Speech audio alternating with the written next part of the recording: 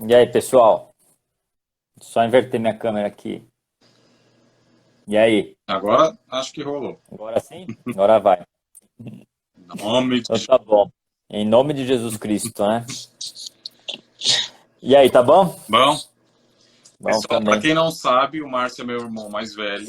Eu sou o segundo de quatro.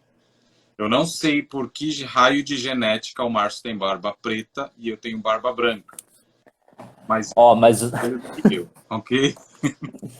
bom, pra quem não sabe, esse daí é o Murilo, meu irmão, segundo. Mas é curiosidade que eu pareço mais novo que ele, desculpa, né? Não, aí é. Não vou ser eu que vou entrar nessa Essa seara, né?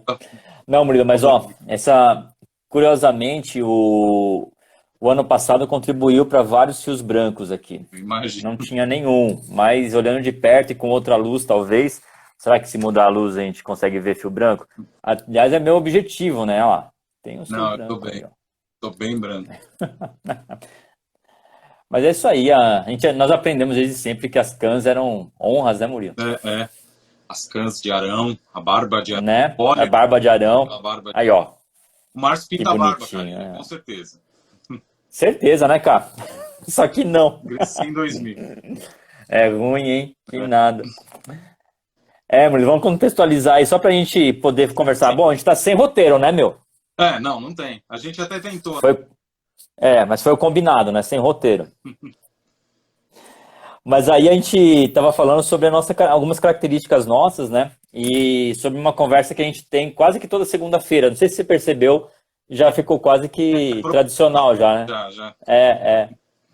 E tem uma característica nossa que a gente ressaltou e saiu esse nome que eu achei incrível. E Sim. as pessoas para quem eu mandei gostaram demais. E assim, foi uma grata surpresa, porque a gente colocou algumas palavras que fazem sentido pra gente, né? Como Uhum. remanescente, precursor e tal. E aí você soltou uma que é uma palavra bilíngue, né? Sim, Fala aí o que, sim. que significa. Ela tem o mesmo significado em duas línguas, né? Na verdade, pode ter até mais, enfim. Não sabemos a raiz ainda. Não tivemos tempo de estudar isso a fundo ainda. Estudar, né? É. Mas, e ainda hoje, depois que eu vi a arte do menino, eu percebi que ela ainda tem uma segunda palavra dentro dessa palavra, né? O que é muito legal, né? Porque a palavra é residual, que é como se fosse remanescente, algo que vem, né? Que continua. E ela tem o dual, que é Isso. duplo, né? E é legal que Sim. fala de uma troca, de uma mesa, de estar junto, É. né? De dois, né? Mais de um, né? Exato. Querem dois ou Exato. três ou quatro, É. enfim. E é interessante que quando a gente começa olhar isso e dar uma. Não uma voz, né? Uma palavra. Quando você lê uma palavra, ela tem uma voz, Sim, né? E às vezes, quando a gente vê residual, pode ser algo que sobra, né? Então, ele sim, pode ter uma coisa ruim. E isso me chamou a atenção hoje à tarde. Porque uhum, tudo na vida pode ter uma leitura ruim, sim. né? De resto, É e pode ter uma leitura. o Hã? resíduo, né? Uma sobra, né? O resíduo, uma sobra mesmo, é algo que restou, né? Uhum. E pode ter uma conotação boa, algo que é a excelência daquilo que, entre aspas, sobrou, né? O É o que ouro vai refinado, né? remanescer. O ouro refinado É, transborda, né? Ele sobe. ele vai para cima, ele sobe, né? E, meu, isso hoje à tarde me chamou muito a atenção, né? Me chamou a atenção a duplicidade Sim. do significado, Uhum. né? E a gente, eu acho que vivemos isso muito tempo na nossa vida, né, Murilo? A gente, É, por muito tempo, a gente viu coisas que a princípio pareciam ruins e hoje, olhando para trás, a gente vê como boas e como parte da nossa história. E eu acho que uma coisa que a gente pode compartilhar com quem está aí é a nossa história, né? sim, sim. Para começar, porque eu acho que essa aqui vai ser a nossa primeira de muitas. Pelo menos já recebi esse feedback É, antes de começar, que bom, que bom. É, né? algumas pessoas devem saber a nossa origem. Eu já vi algumas pessoas que estão por aqui, outras talvez não saibam, mas nós. é, na verdade, né? O Márcio não, mas eu sou filho de um lar cristão. O Márcio nasceu um pouco antes dos nossos pais se converterem. E eu costumo brincar que eu fui batizado duas vezes, né? Porque quando a mãe se batizou, ela estava grávida de mim. E quando eu nasci, o pai virou pastor. Yeah. Então, o meu convívio com o pai foi exatamente o convívio de pastor.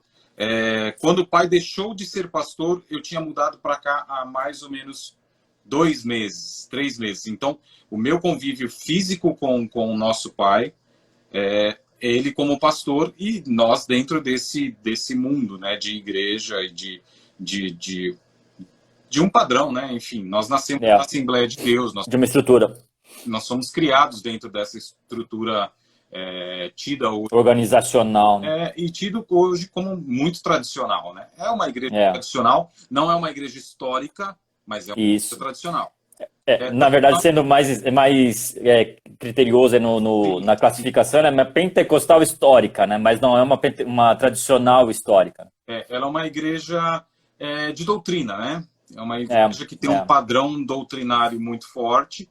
E, enfim, nós passamos isso desde os anos 80, né? Então, vocês podem imaginar que nós sofremos todos os tipos de como se diz, sanções, vamos tentar tentar ser, mas assim, tentar ser polido, né? Polidos, Mas é interessante isso que você levantou, Murilo. Às vezes eu nem penso nisso, porque, de fato, por ser o mais velho, eu nasci na década de 70, né? Nasci em 79, e o pai e a mãe não eram cristãos, né? Não, pelo menos não professavam a fé em Jesus Cristo da forma, não eram evangélicos, né? E é interessante, aí vai já um primeiro ponto de como é importante a primeira infância numa criança, né? Porque, assim, eu e você, nós temos 3 anos e meio de diferença, né? Quase 4 anos aí de diferença. E eu me lembro de a mãe ter ido e eu estar junto com ela em um centro de mesa branca. Eu me lembro de ter ido ainda, assim que você nasceu, numa benzedeira. Então, assim, cara, porque ela era convertida, enfim, nova convertida e tal. Então, assim, a primeira infância, e a gente pensa, né? Nossa, uma criança com 3 anos e meio, 4 anos, não lembra de nada, né? Lembra muito, lembra muito. E a gente sabe disso, né? O quanto a nossa primeira infância foi importante, né? Sim. E eu me lembro, e assim, de verdade, não é aquela lembrança de que a gente ouve uma história e passa a lembrar dela como se tivesse vivido. Nossa, Assimila como a nossa, né? Não, eu lembro mesmo, e assim, de coisas que às vezes até comento com a mãe, se ela lembra disso, dando detalhes do lugar, que ela já nem lembrava mais, já tinha esquecido, né? Tem gente muito legal entrando aqui, Murilo, você não tem ideia, não sei aí dos seus conhecidos, mas nossa, entrou a Solange aqui, é bom demais ter o pessoal que conhece a gente desde criança, como a Karina, que deve estar aí ainda, e gente que conheceu a gente, me conheceu depois, né? Já de adulto, já com muita história nas costas. E, então, assim, esse primeiro ponto da nossa primeira infância foi incrível. E é legal que a gente começou a nossa jornada aí dentro do Evangelho, a Roseli, minha sogra, falando também. Muito bom, gente. A Roseli, Murilo, pensa só, fez, aliás, 20 anos que eu tô com a Patrícia, cara. Sim. É muito louco isso, velho. É muito louco. O tempo voa. 13 de casado. É maluco demais, E falar do tempo é algo que, pra mim, pra você, é incrível, né? A gente adora essas coisas meio nerds, assim, de viagem. Sim, com certeza. Nerd. Quando a gente fala do nosso passado, é muito, ainda pra mim, é muito palpável, né? Porque, assim, a tua primeira infância foi dessa forma. A minha primeira infância talvez tenha sido os mesmos traumas impactantes, só que dentro do movimento evangélico. Eu tenho lembrança de todos os círculos de orações que a mãe ia, de todos os movimentos dessas coisas, enfim, de ver gente cair desmaiada na minha frente, arrebatada, e ficar o culto inteiro lá no chão. Você lembra de uma igreja que a mãe levava a gente na Vila Matilde, que acho que a madeiramento, mas o madeiramento dela era nova. E assim, e aí, gente, nós somos Scarpellini e Vieira, tá? Então a gente tem um lado mais português, assim, mais tradicional, e um lado mais Scarpellini, que é mais boca solta, né? E essa igreja tinha um madeiramento novo, pelo jeito, né? Pelo que eu me lembro, e ela cheirava bosta de gato, Murilo. Não sei se você lembra do cheiro lá. Você lembra disso? Não, não deve lembrar. Eu lembro. Cara, lembro que a gente passava na frente de uma casa, e aí eu vou lembrar detalhe arquitetônico. Ela tinha um portão de ferro com detalhes brancos, quadrados. Você deve lembrar também. E no topo dessa rua tinha uma uma fábrica de brinquedos para parque de É diversão. isso mesmo.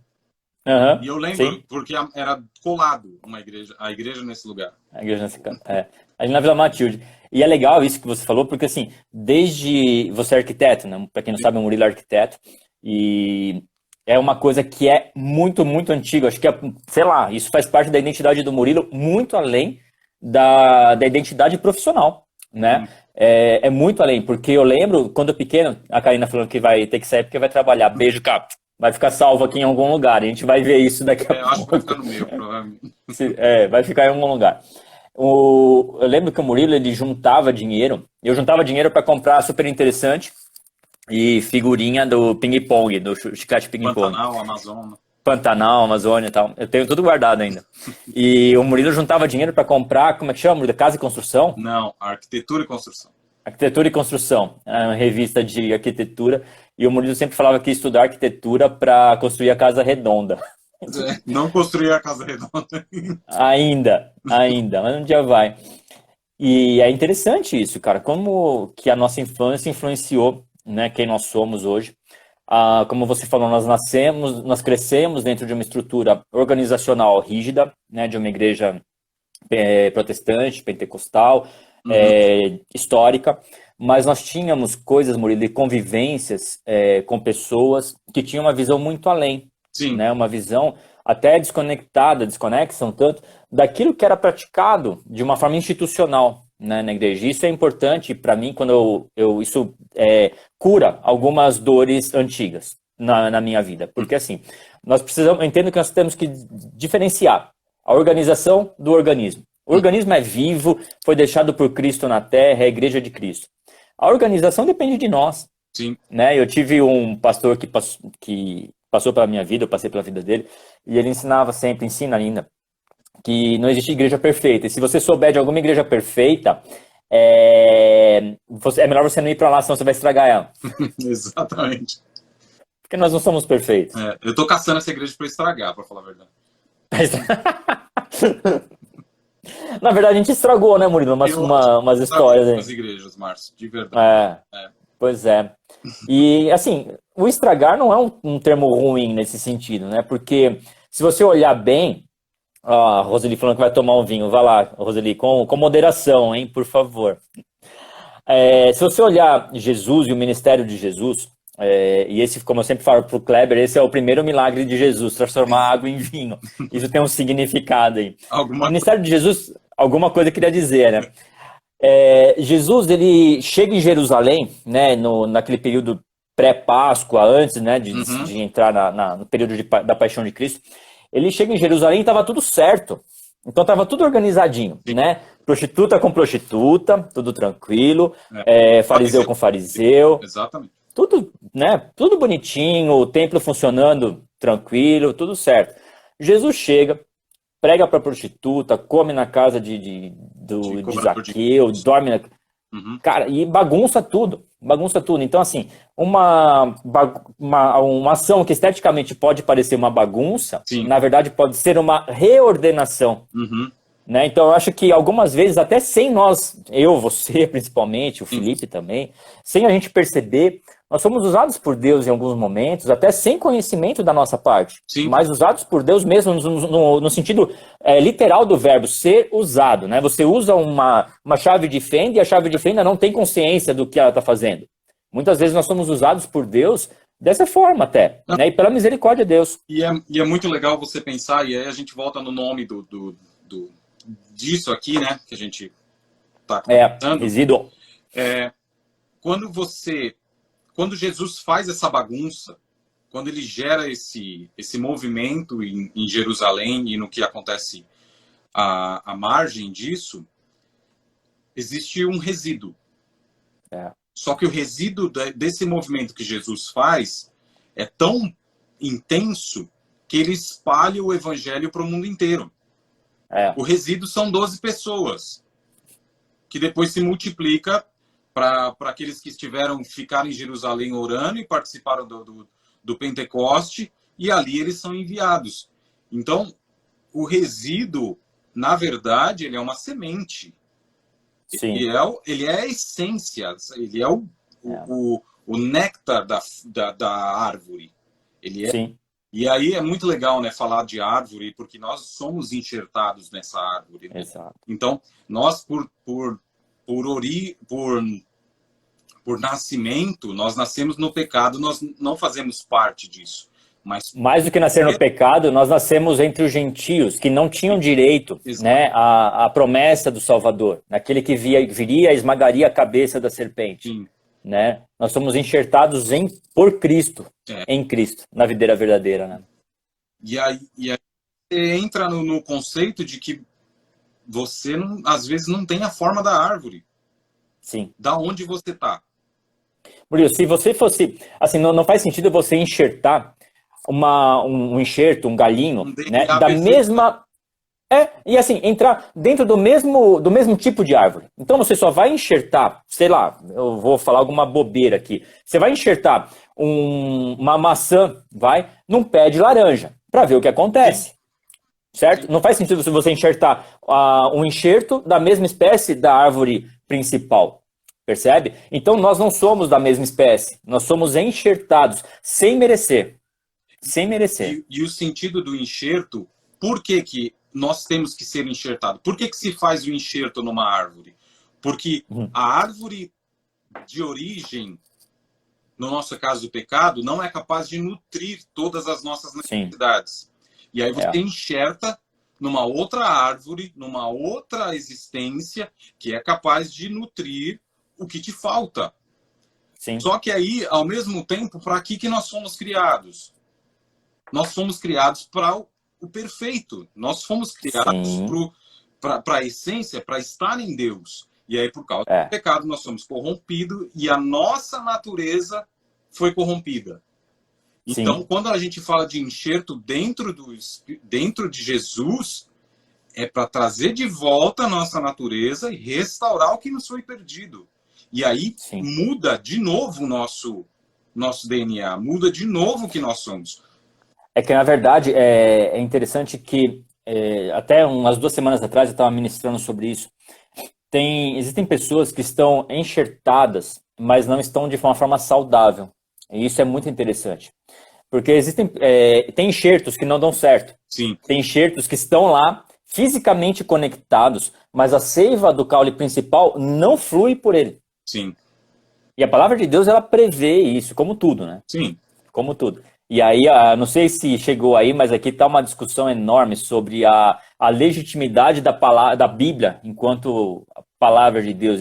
Eu olhei isso hoje e falei, cara, não é possível, não. Nessa altura do campeonato, você... Não é possível, não é possível.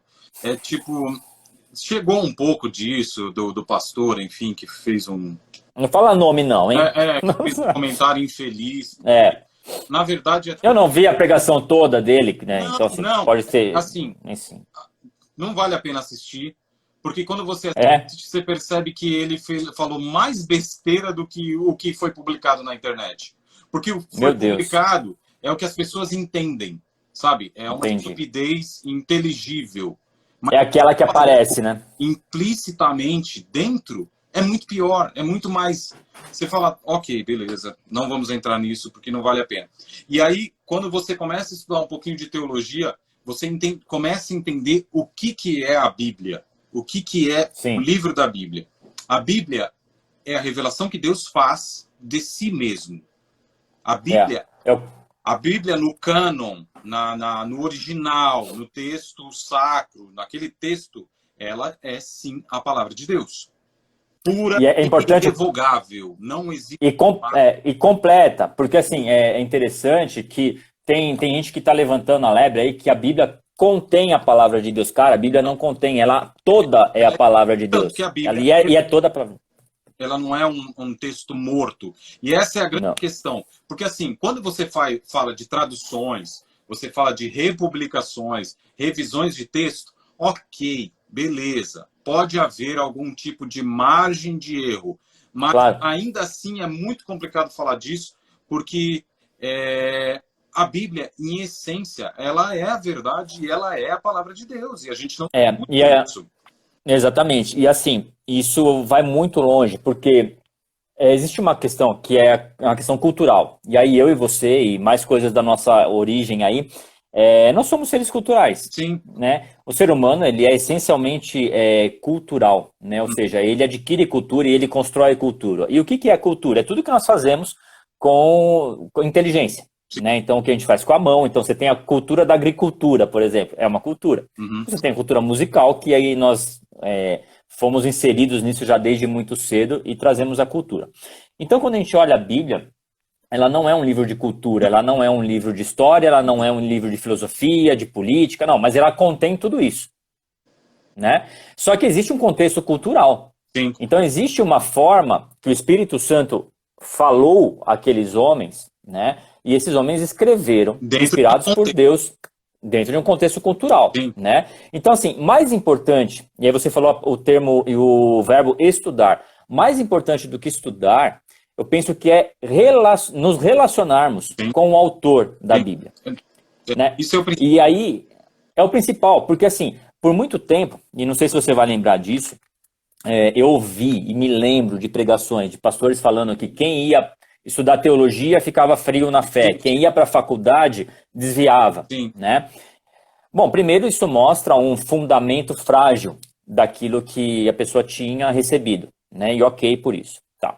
Em relação à teologia especificamente, muita gente sabe muito versículo de cor. Sabe aquela pregação que a gente ouvia antigamente? Sim. Em Gênesis, Deus é não sei o quê, em Êxodo é não sei o que lá, Sim. e faz aquela coisa que esbanja ali ABC, conhecimento. O ABC da Bíblia, né? Tipo... O ABC da Bíblia e tudo mais. E aí, olha só, deixa eu ver se eu acho rápido aqui, uma passagem que me chamou a atenção de uma forma muito forte.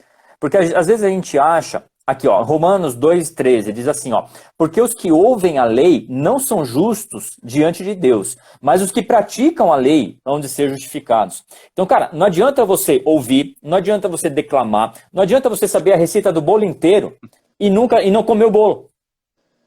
A analogia é bem essa. Tem muita gente que lê um livro de receita, né? Pô, o cara sabe a receita de cor. Aí você pergunta, mas que gosto que tem? Ah, e ele te repete a receita. Né? Ele nem se colocou a fazer o bolo.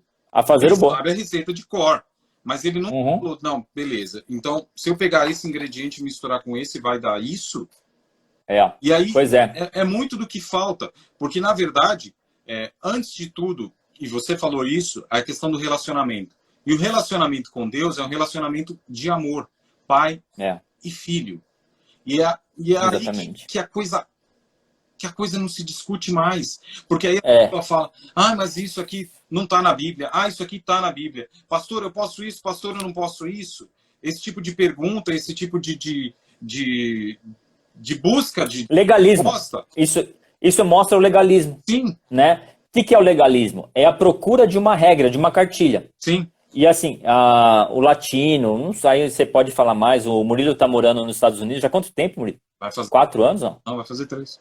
Vai fazer 3? 3. Não sei, a gente fica velho e perde a noção do tempo. O legalismo, o que é? Não é entender a legalidade de algo, mas é querer praticar uma legalidade que está desconectada da origem. Então, assim, o legalismo é eu querer colocar a minha lei, o meu entendimento da lei. E aí a gente volta nas interpretações bíblicas, né? Então, assim, você tem Bíblia de estudo de tudo quanto é jeito. Você tem, por exemplo, a Bíblia Mensagem, que é incrível, né? Sim. Mas é incrível, é fantástica. Não. Mas ela é uma leitura de um autor, né? Mas isso é muito simples, porque o próprio autor da Bíblia, dessa Bíblia Mensagem, ele fala isso. Gente, eu escrevi essa Bíblia naquele momento.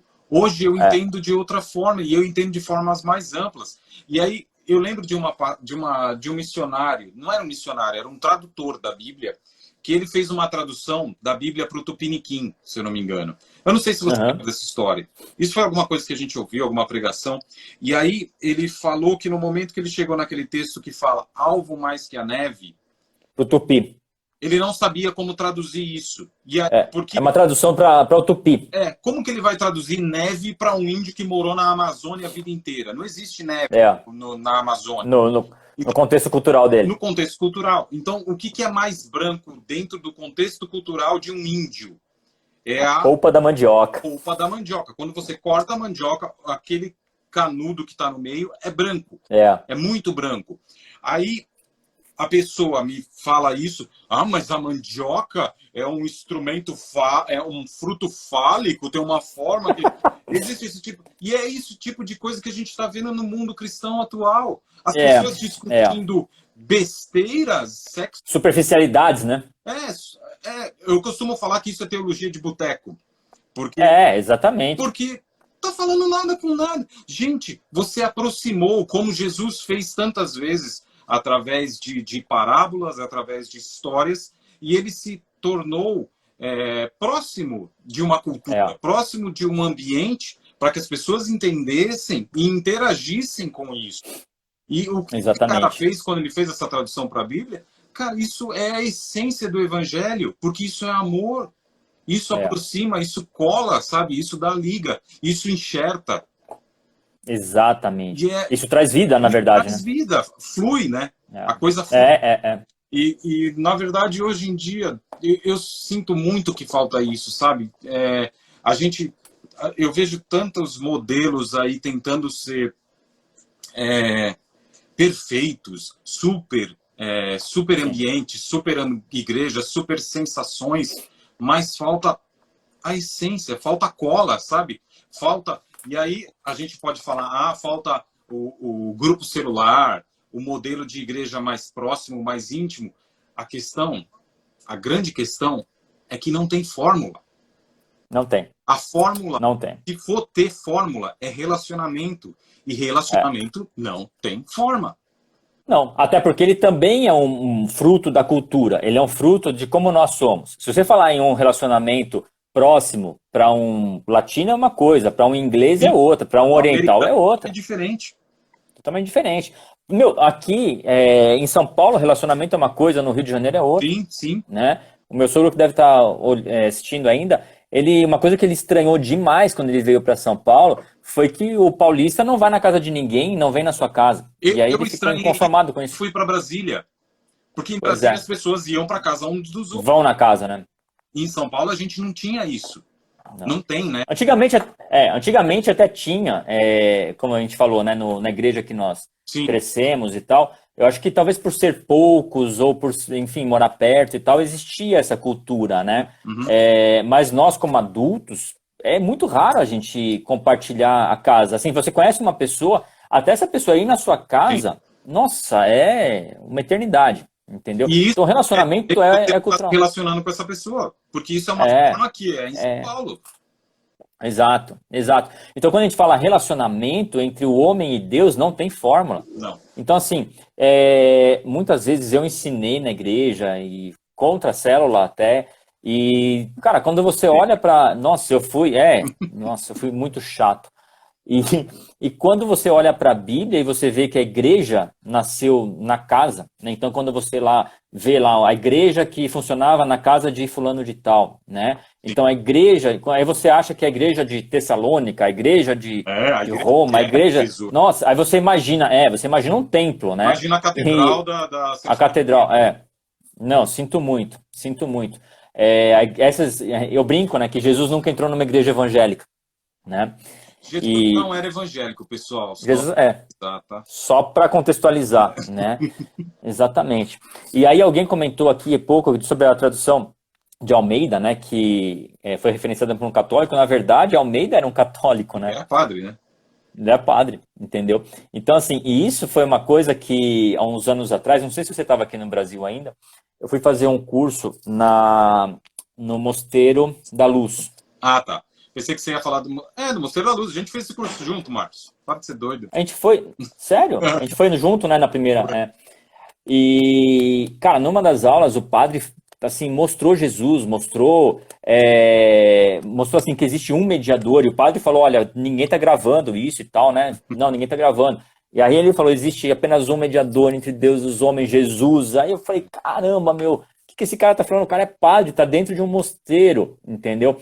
E assim, ali muitas barreiras. Da Luz, né? Que é um mosteiro. Não tem muito a ver com a onde fica o museu. Todo mundo fala que é mediador.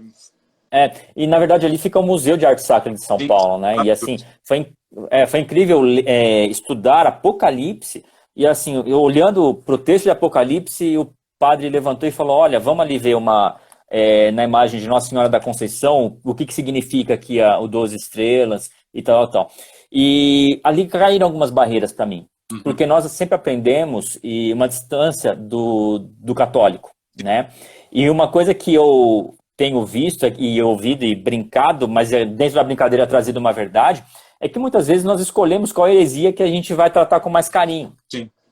Né? Porque você falou de tentar se aproximar da verdade original, né? Então, voltando um pouquinho, existe uma coisa que está escrito e que nós lemos e entendemos de acordo com o nosso contexto cultural. Sim. Existe aquilo que o autor escreveu, o autor humano escreveu, e existe aquilo que Deus quis dizer quando ele escreveu aquilo.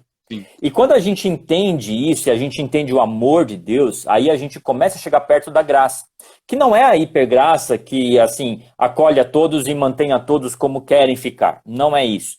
A graça, ela vem antes da lei.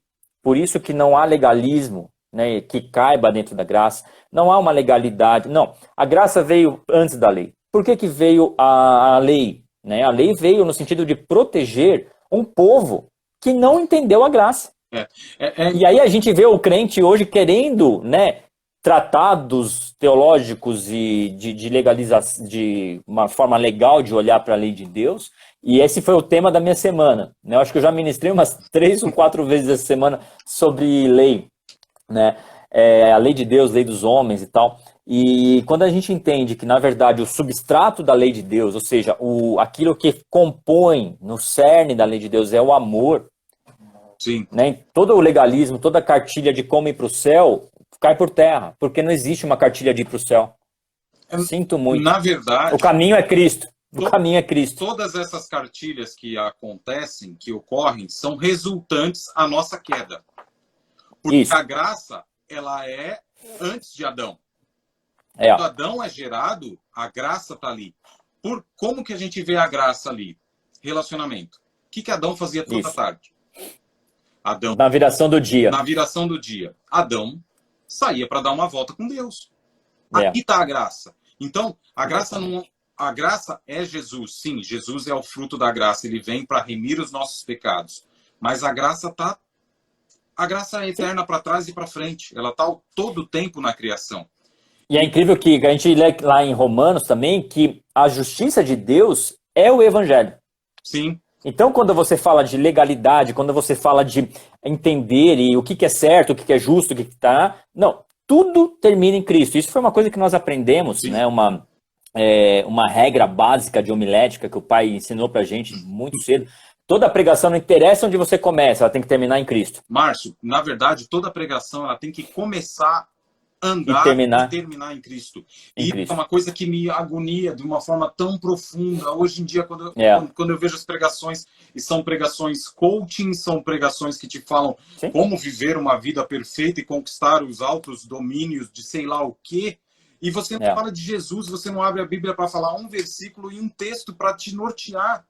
Cara, pois e aí a gente pode... E isso é um desafio que nós podemos propor nas próximas lives. Lancem versículos que você fala. Cadê Jesus aqui? Onde está Jesus aqui? Vamos encontrar Jesus em tudo que está dentro. Toma esse versículo aqui em Crônicas, nessa genealogia aqui. Acha Jesus aqui. Tá lá. A gente vai achar Jesus. Tá lá. Murilo, e assim, muitas vezes é desesperador. E se perdeu isso. Se perdeu a ansiedade, a ânsia de buscar Jesus em tudo. E ele está em tudo. Está em tudo. E, na verdade, assim, nós mesmos, e aí talvez eu mais, enfim, na nossa jornada na igreja, muitas vezes nós nos distanciamos de Cristo dentro da igreja. Márcio, eu li esses dias um pastor escrever exatamente isso. O diabo tem usado o nosso ativismo cristão para nos distanciar de Jesus. E sabe, quando a gente lê... Você imagina que o seu trabalho e a sua dedicação na igreja pode estar te aproxima de Jesus. Isso. E a gente acha que isso tudo nos aproxima de Cristo. Sim. Só que não. E olha só que interessante. No ano que eu casei, eu ensaiei e preparei 4 cantatas de Natal. Eu casei em maio. E aí, nas igrejas ali na região do Arthur Alvim e tal, eu preparei e ajudei a preparar 4 cantatas de Natal no ano que eu casei. É evidente que meu casamento quase foi pro vinagre por conta disso. No primeiro ano. Não faz sentido, mas o ativismo religioso, a vida no templo, a vida dedicada ao serviço, parece, né, esteticamente, que ela nos aproxima de Jesus. Cara, não necessariamente. Por quê? Aliás, não mesmo, no cerne da coisa. Sim. Porque o ativismo, ele muitas vezes ele é fuga, muitas vezes o ativismo é tentar encontrar uma vida espiritual através das nossas próprias atitudes. Sim. E essa semana eu estava voltando com o João, a pé do colégio, e eu estava falando isso para ele, cara, a gente estava falando sobre calvinismo e arminianismo, né? Você vê o assunto do caminho. E assim, cara, qualquer sistema humano que queira salvar a humanidade a partir daquilo que a própria humanidade faz, Sim. está errado. Uhum. Está errado. Então assim, se você quer ser espiritual ensaiando o coral, você quer ser espiritual sendo pastor, está errado. Está errado. Entendeu? Nada do que você fizer vai justificar a sua salvação. Nada. Então, assim, você pode viver na igreja como nós vivemos a vida inteira. Você já foi esquecido quantas vezes dormindo na igreja? Esquece, melhor. Né? Esquece. Então, assim, você pode, cara, viver na igreja. A gente ia, às vezes, para ensaio das irmãs só para brigar na rua, só para correr na rua, enfim. Enfim, E esse ativismo, ele não aproxima ninguém de Cristo, cara. O que aproxima a humanidade de Cristo, primeiro, é o entendimento, que é pela fé que nós nos achegamos a Cristo. Sim. Só pela fé. E assim, uma coisa que eu ministrei hoje ainda numa live que eu participei, não é a fé na fé, como o Gilberto Gil fala, né? Que a fé não pode falhar e tal. Cara, a nossa fé humana falha. Todo dia. Se bobear, todo dia, toda hora. Entendeu?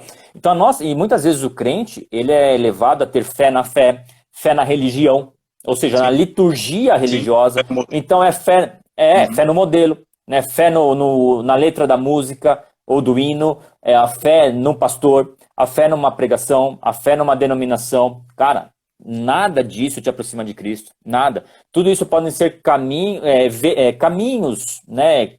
Atalhos, parecem atalhos, vai por aqui que facilita.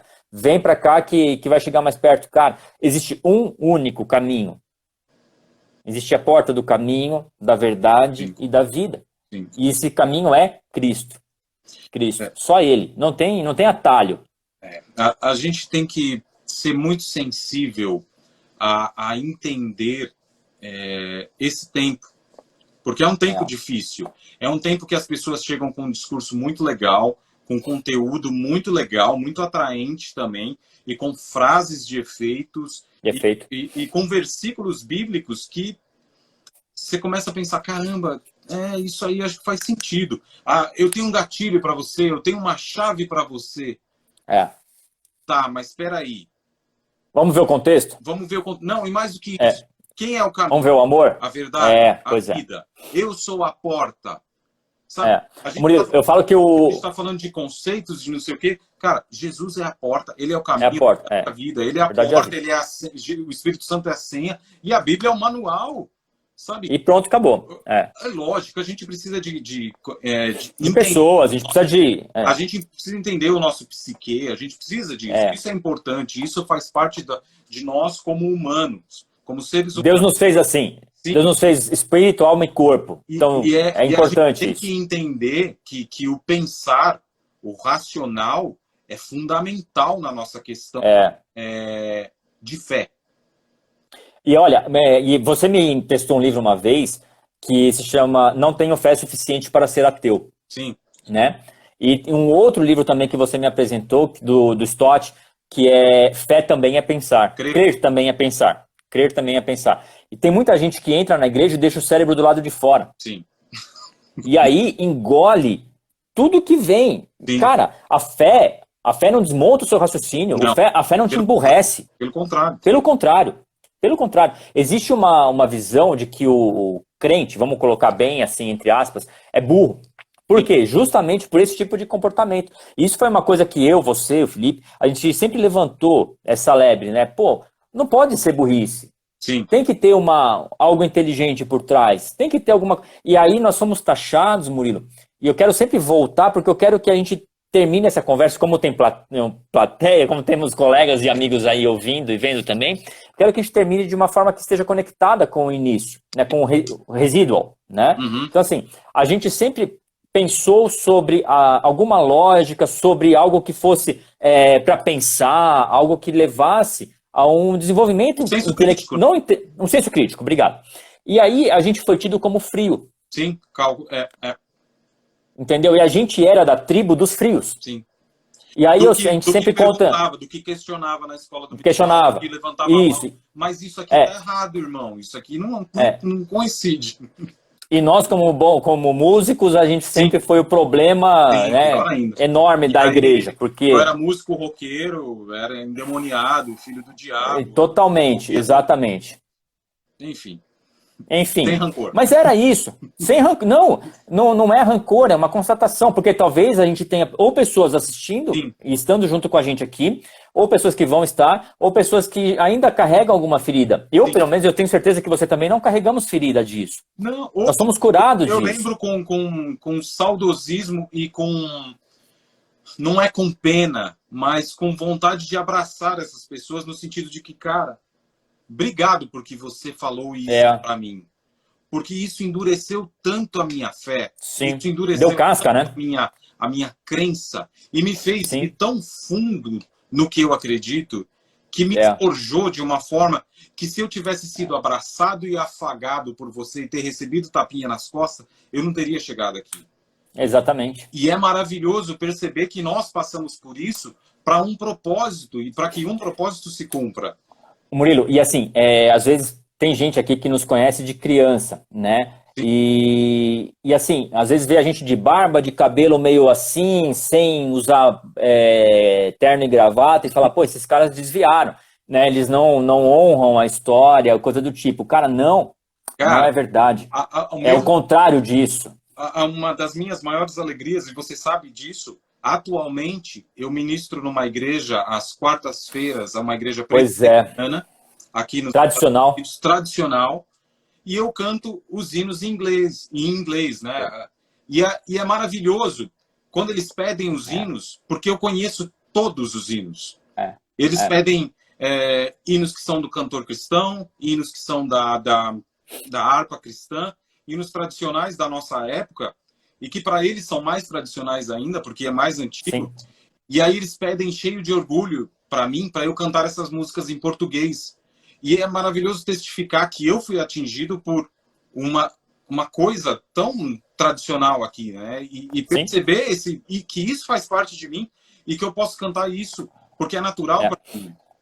Aí chegou num ponto que acho que a gente vai pegar um gancho, né? Por que residual? Né? Por que isso? Você, parece que a gente tem mais idade cronológica do que de fato nós temos. Sim. Né? Até assim, a gente começa a falar de certificado, diploma. Não, esquece isso. Não vamos entrar nisso hoje. Aqui não. Não. Mas por quê? Porque nós trazemos uma cultura que não fez parte de muita gente da nossa idade cronológica. Sim. Né? Então, por isso que nós já estamos falando há algum tempo, já nas nossas conversas aí de segunda-feira, a gente fala sobre a nossa geração, quem nós somos e como nós entendemos o tempo que nós estamos hoje. Sim. E o nosso tempo em Deus e o nosso tempo nesse tempo. Parece confuso, mas não é. Existe um tempo que está posto e existe um tempo nosso, né, da nossa vida, da nossa existência, que se insere nesse tempo. Na verdade, que nós somos? Tem que voltar lá atrás, né? O que é Deus? Deus não é tempo. Deus não é linear. Isso. Não, ele fez o tempo. Logo, ele não depende e não está submisso. Jesus não é AC, nem DC. Jesus não tem 2021 anos. Não é assim a conta. Ele está fora. E é muito legal enxergar isso da forma que C.S. Lewis explica isso. Tem algum momento do Albert Einstein também que ele fala isso, que nós enxergamos o tempo como uma linha. Isso, contínua. Isso. Deus é a folha branca. E, extrapola. E aí ele fez a folha. Ele fez a folha. Ele está fora.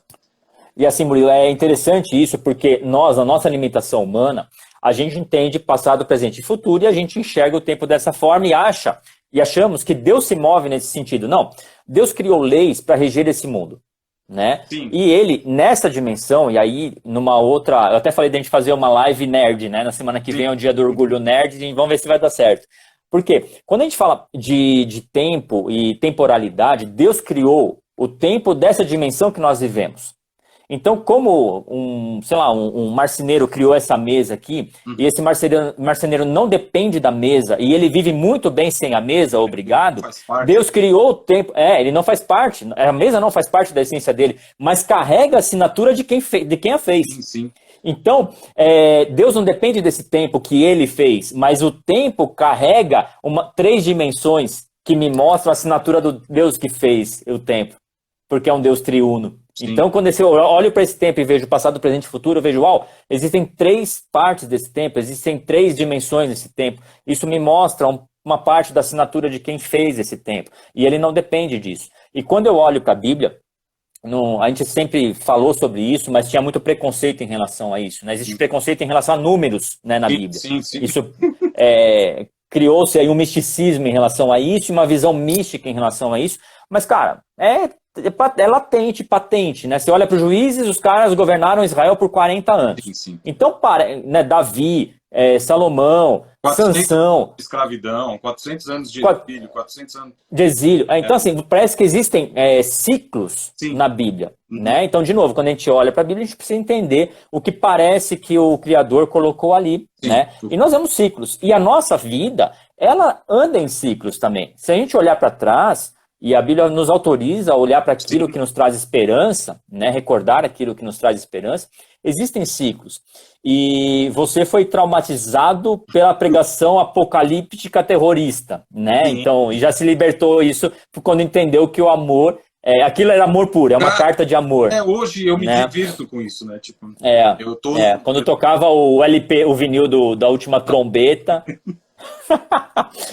e assim, esse amor de Deus, ele é superior a tudo. E não, a gente é da época do vinil, a gente é da época de uma igreja militante contra entendimentos, né? Então nós somos remanescentes de uma igreja que se comportava de uma determinada forma, né? E nós estamos aqui hoje, a gente está se comunicando pela internet, nós nos comunicamos, você sempre liderou jovens, adolescentes e tal, e a gente acaba se comunicando no nosso dia a dia com a próxima geração. Sim. E aí, o nosso entendimento, me fala aí com a questão do horário, tá? Talvez a gente tenha pouco tempo. Mais uns 5 minutos, tranquilo. Eu acho que tem um pouco mais que a gente entrou depois, deve ter quase 10. Então, assim, quando a gente entende que o nosso Deus é o Deus de Abraão, Isaac e Jacó, a gente vê que ele é um Deus geracional. E assim, ele é um Deus geracional. Sim. Né? Por que você fala? Por que não é só o Deus de Abraão? Por que não é só o Deus de Isaac? Por que não é só o Deus de Jacó? Né? Ele é um Deus geracional. É Deus de Abraão, de Isaac, mas ele também é de Ismael. Ele também Sim, nossa. Ele também deixa isso para semana que vem. A gente Exatamente. Aí a gente tem que realmente quebrar os nossos paradigmas e quebrar os nossos ideais de mundo perfeito e de evangeliquez ou de catoliquez. Exato. Isso, exato. A gente, cara, desiste de colocar Deus numa caixinha. Jesus Deus não cabe na sua ideologia. Na sua igreja tradicional. Não é. Com um púlpito na frente e a banda. E ele também não é sua igreja toda de preto com um telão de preto e fumaça. Isso. Jesus não habita em templos feitos por mão de homem. A Bíblia simples assim. Isso. E aí, o que nos traz de volta? Jesus habita dentro do templo que sou eu. Ok? Isso. Que ele fez. Que ele fez. E aí, eu volto lá no meu texto preferido, Salmo 69:9. O zelo pela casa do Senhor me consome. Me consome.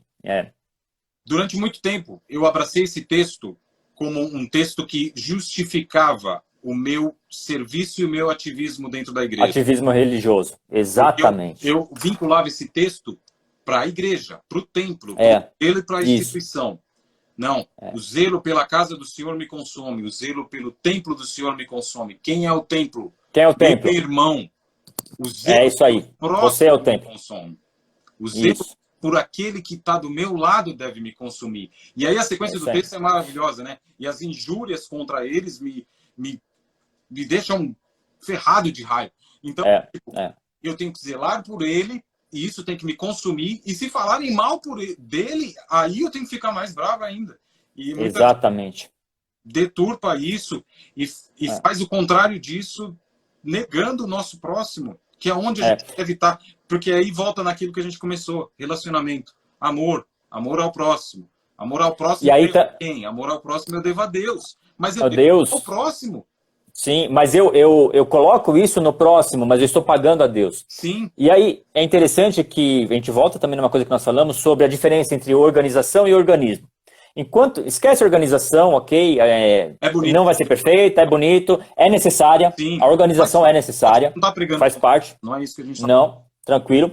Deus não habita em templos feitos por mãos de homem, é fato, mas uma reunião de interação entre pessoas é importante, faz parte, é bíblico. É eclésia, né? Então, normal. É eclésia, então a gente também não está pregando, porque as pessoas querem justificar as suas práticas, sempre falando contra. Né? E na verdade, assim, quando eu vejo uma igreja que não cumpre a vontade de Deus, ela só me comprova que existe uma igreja que talvez cumpra mais. Por quê? Porque você não vai na Praça da Sé ou na praça principal da cidade em que você está e acha uma nota de 3 falsa. Por quê? Porque só dá para falsificar aquilo que existe de verdade. Sim.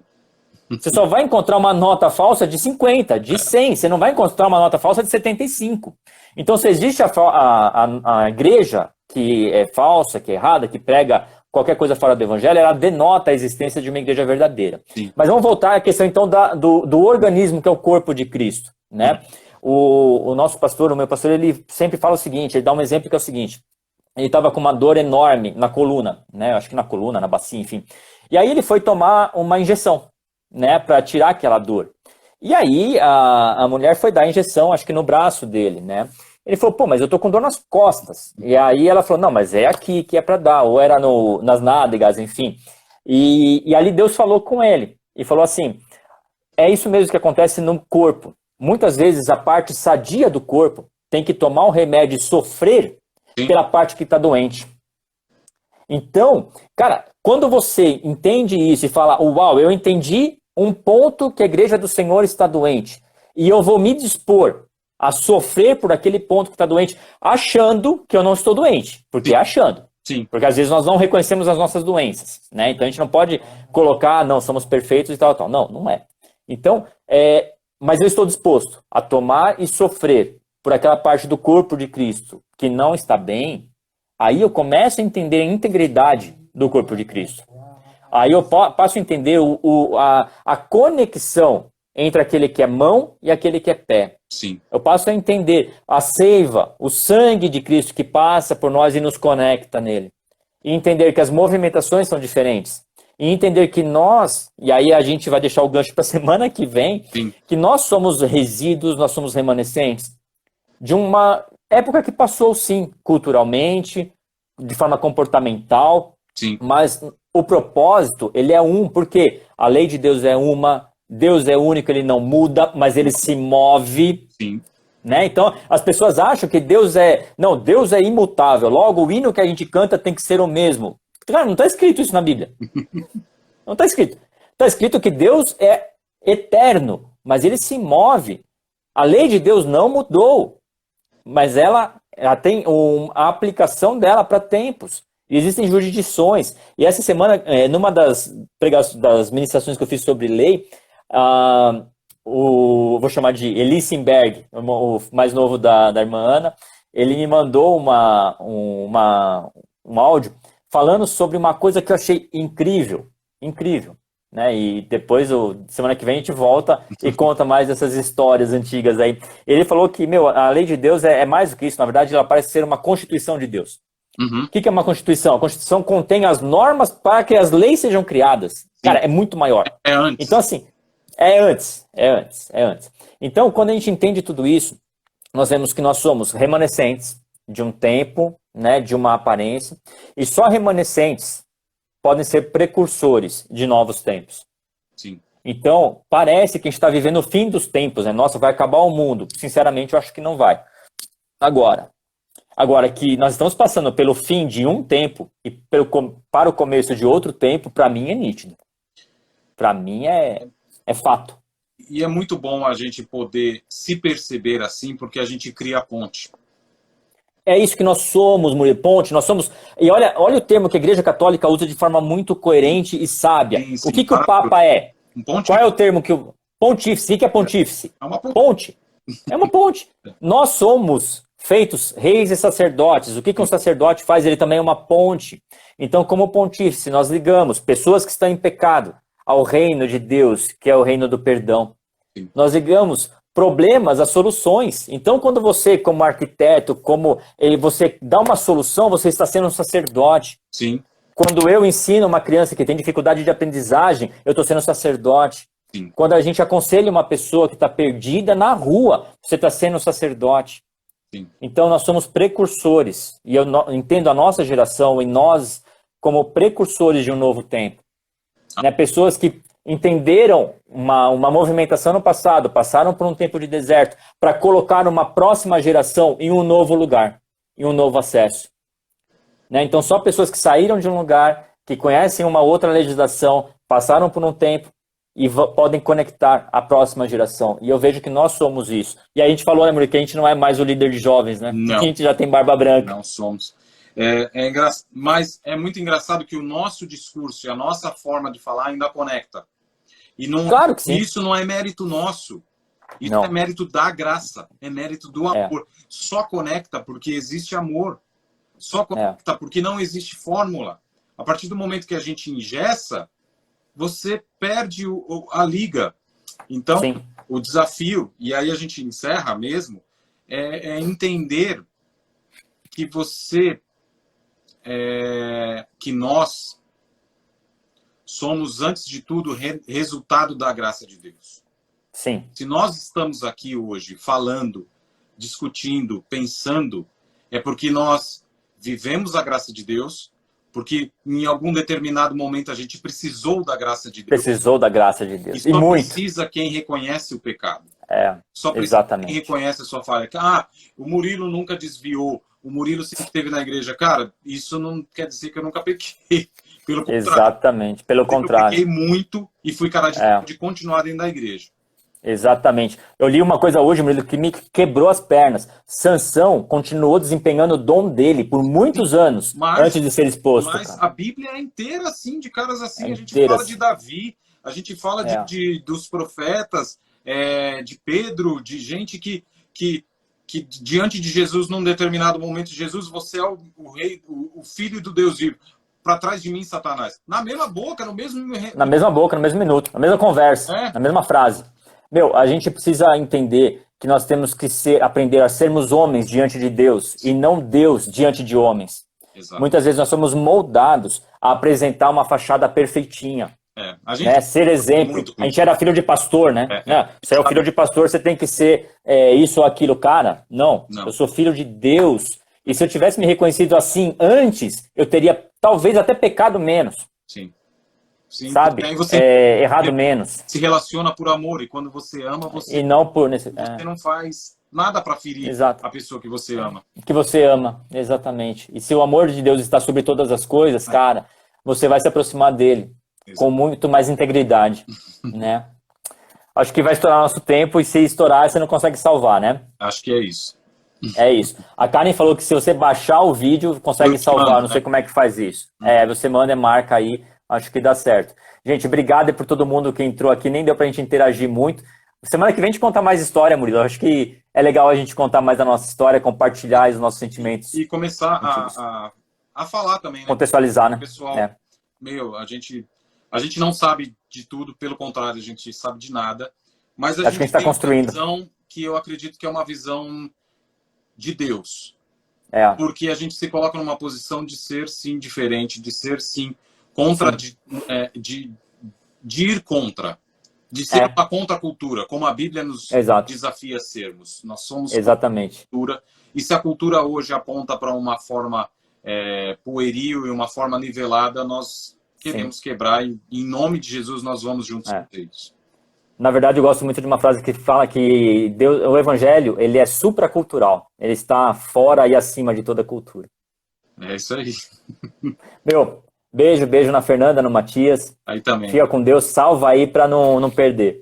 E semana que vem a gente está aqui de volta, combinado? Isso aí, fechado. Então tá bom, valeu, fica com Deus, boa noite. Falou. Falou.